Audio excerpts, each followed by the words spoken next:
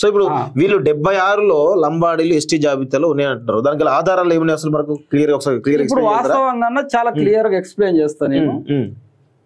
ఇది government of India order, ఇది 1950 order. ఇది డేట్ కూడా న్యూఢిల్లీ సెప్టెంబర్ 1950. అయితే ఇప్పుడు అంబేద్కర్ గారు బీసీ కులాల జాబితా ఆర్టికల్ 340 కింద తీసుకొస్తాడు. 341 కింద ఎస్సీ కులాలని తీసుకొని వస్తాడు. 342 కింద షెడ్యూల్డ్ తెగలు వస్తాయి. ఈ రిలేటెడ్ ఉంటాయి ఈ బీసీ ఎస్సీ ఎస్టీ. దాంట్లో ఇప్పుడు అంబేద్కర్ గారు ఆర్టికల్ 342 కింద దేశవ్యాప్తంగా ఇండియన్ యూనియన్ లో ఉన్న ప్రతి రాష్ట్రానికి సంబంధించిన షెడ్యూల్ తెగల జాబితాను తయారు చేయాలన్న.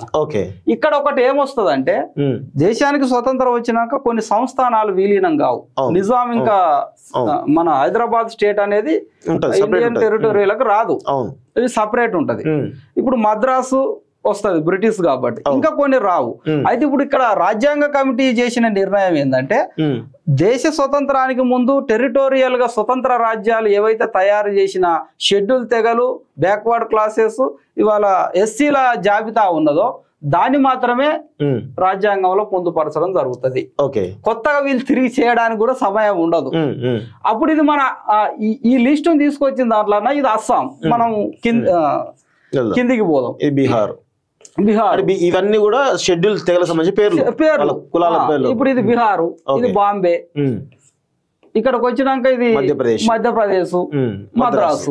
ఇప్పుడు మనం ఆంధ్రప్రదేశ్ విషయానికి వచ్చినప్పుడు రెండింటిని పరిగణలోకి తీసుకోవాలి. మద్రాసు, నిజాం, హైదరాబాద్. ఈ హైదరాబాద్ మద్రాసుకు మధ్యలో ఉన్నాయి మాత్రమే షెడ్యూల్ తెగలైతాయి దీంట్లో. ఇప్పుడు మద్రాసు కింద ఇక్కడ మనకి 11 తీసుకున్నాడు. ఇల్లు ఎక్కడ కూడా మళ్ళా లంబాడా ఉండదు.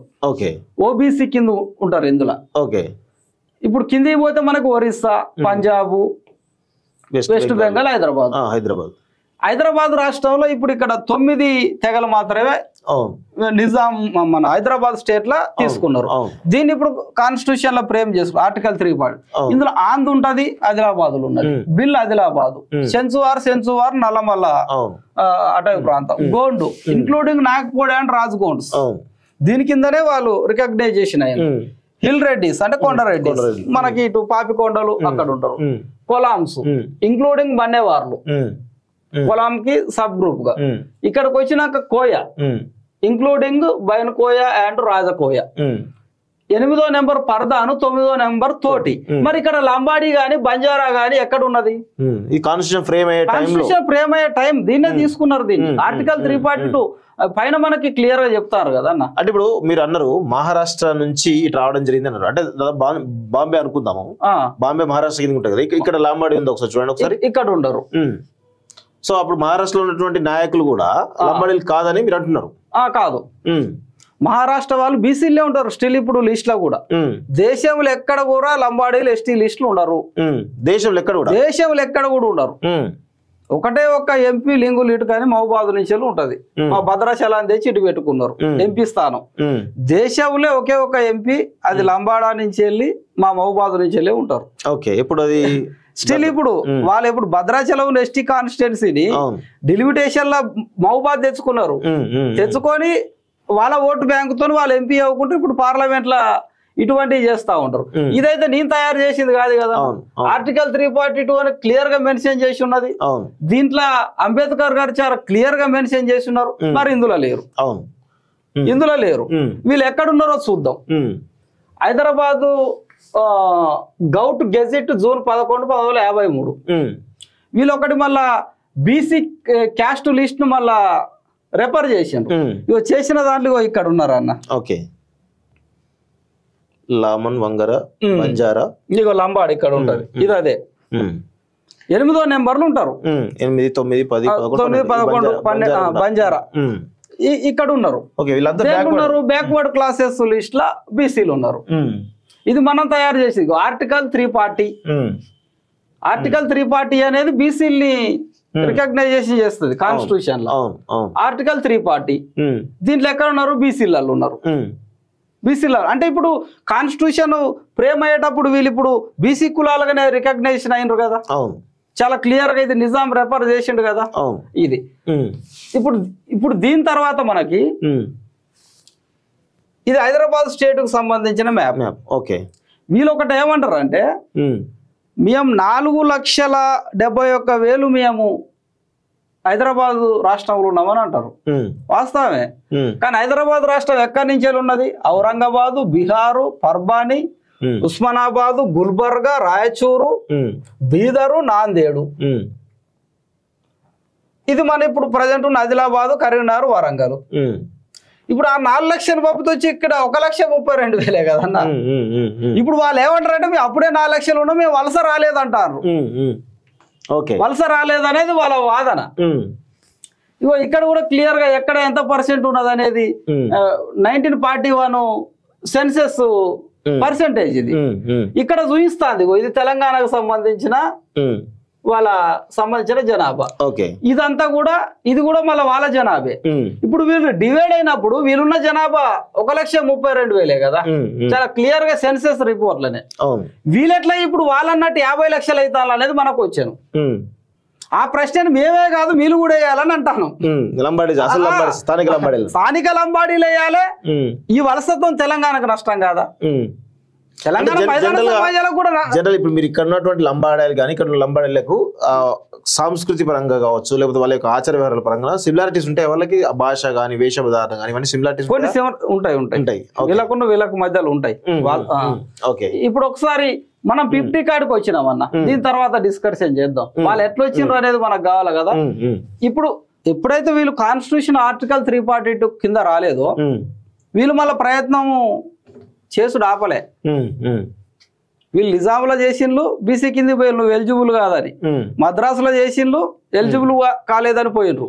ఇగో ఇక్కడ 1956లో అన్న ఎప్పుడైతే భాషా ప్రయుక్త రాష్ట్రాలు ఏర్పడ్డ తర్వాత SC/ST అమెండ్మెంట్ యాక్ట్ ఇక్కడ వస్తుంది. 1956లో SC/ST అమెండ్మెంట్ యాక్ట్ వస్తుంది.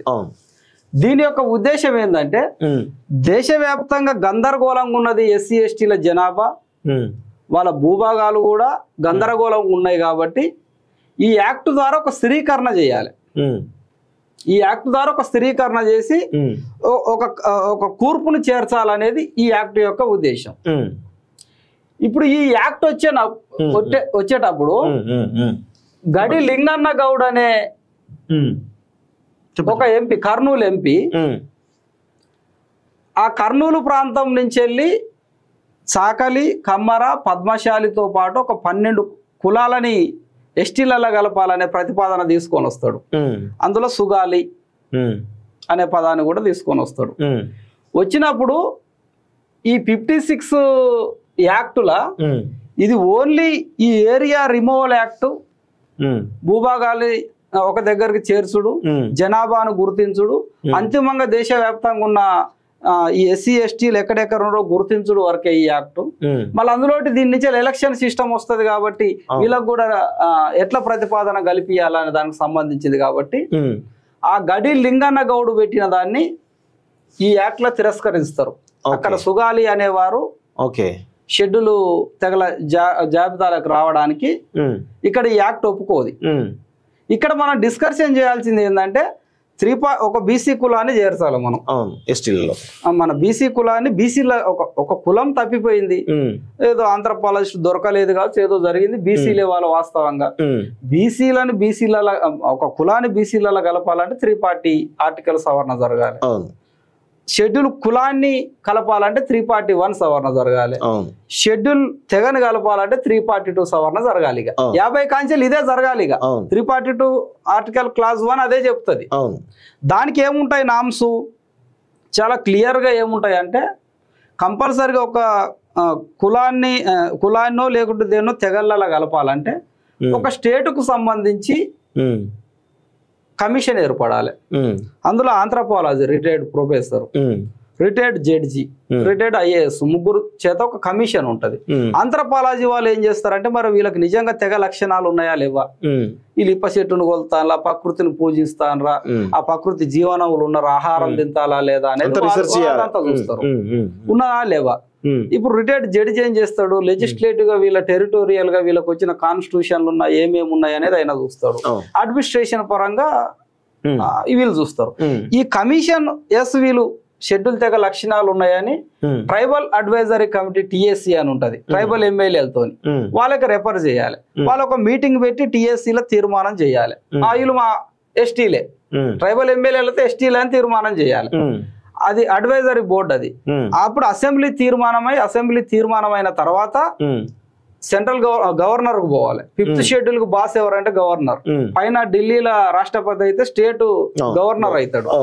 గవర్నర్ షెడ్యూల్ ప్రాంతానికి బాస్ కాబట్టి సంతకం చేసి వీళ్ళని పంపొచ్చు అంటే సెంట్రల్ గవర్నమెంట్ పోయి పార్లమెంట్ లో బిల్లు పెట్టి పార్లమెంట్ లో ఆర్టికల్ 342 ని సవరణ చేసి ఒక కులాన్ని తీసుకొని వస్తాను తెగల కింద, వీళ్ళు తెగలే అనేది చెప్పాలి. సవరణ జరిగి రాజ్యసభకు పోయి రాష్ట్రపతికి పోయిన తర్వాత అప్పుడు వాళ్ళు షెడ్యూల్ తెగల కిందికి వస్తారు. ఇది ప్రాసెస్. మన కైతి లంబాడాల విషయంలో కేసీఆర్ ఏం చేసిండు, చెల్లప్ప కమిషన్ వేసిండు. ఆ కమిషన్ 2 సంవత్సరాలు రాష్ట్రం అంతా తిరిగింది. అది టిఎస్సీలకు వచ్చింది. టిఎస్సీ తీర్మానం చేసి అసెంబ్లీకి పోయింది. అసెంబ్లీ తీర్మానం చేసి కేంద్రంలో పోయింది. మరి వీళ్ళు ఎట్లా డైరెక్ట్ గా వస్తారు? ఆ ప్రాసెస్ కాదు. ఇప్పుడు నేను అనేది అదే, ఇది ప్రాసెస్.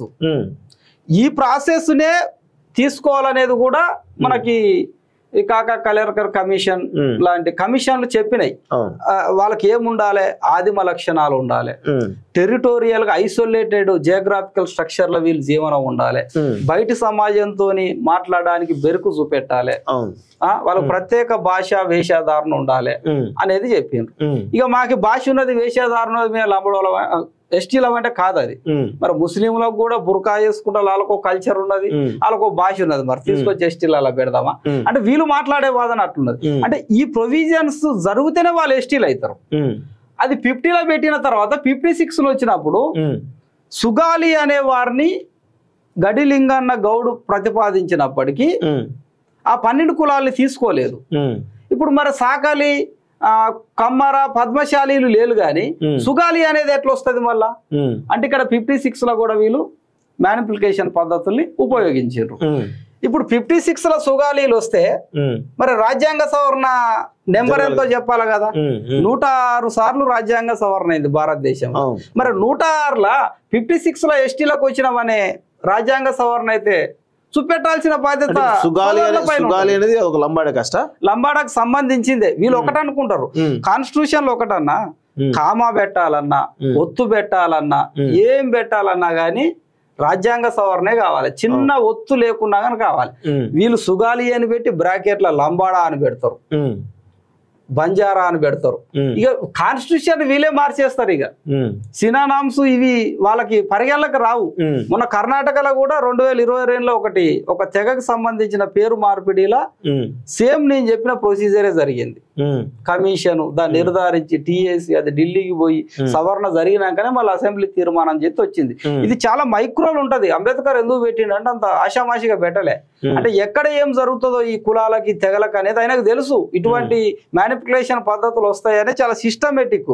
కోయా అన్న కాడ కో ఏ అని ఉన్నది అనుకో, ఆ ఏని కూడా రాజ్యాంగ సవరణ ద్వారానే కోయా చేయాలంటాడు. అంత సిస్టమేటిక్ గా రాజ్యాంగం చెప్తుంది.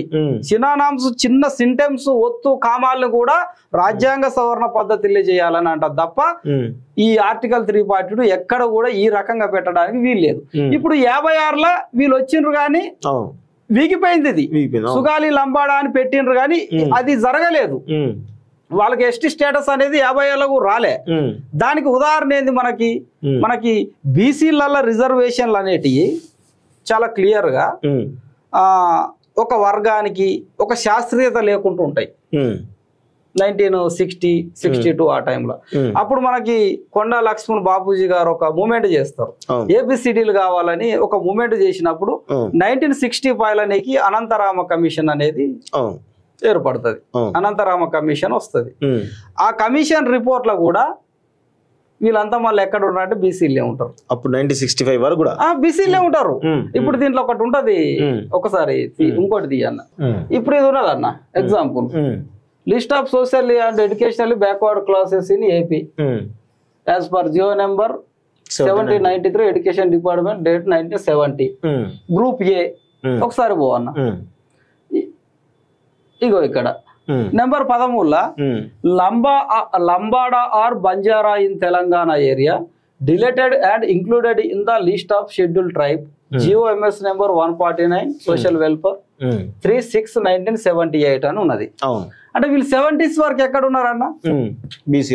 బీసీలలో ఉన్నారు. కొండా లక్ష్మణ్ బాపూజీ గారు పోరాడడం తర్వాత వచ్చిన అనంతరామ కమిషన్ కూడా వీళ్ళని బీసీలుగానే చెప్పింది. BCA కింద వీళ్ళకంటూ ఒక 13 నెంబర్ని ఇచ్చింది. 13 నెంబర్ని ఇచ్చింది. BCA గ్రూప్ ఏ ఇది. గ్రూప్ ఏలో వీళ్ళకి ఏ నెంబర్ని ఇచ్చింది? ఇచ్చింది లంబాడా ఆర్ బంజారా అని ఇచ్చింది. డిలీట్ చేస్తానం అనేది చెప్పి ఇటు పంపుతానమని అన్నది. సరే ఇది తర్వాత మనం మాట్లాడుకుంటాం. ఇప్పుడు 70s లో వీళ్ళు లంబాడా ఆర్ బంజారా కింద బీసీలే ఉన్నారు కదా.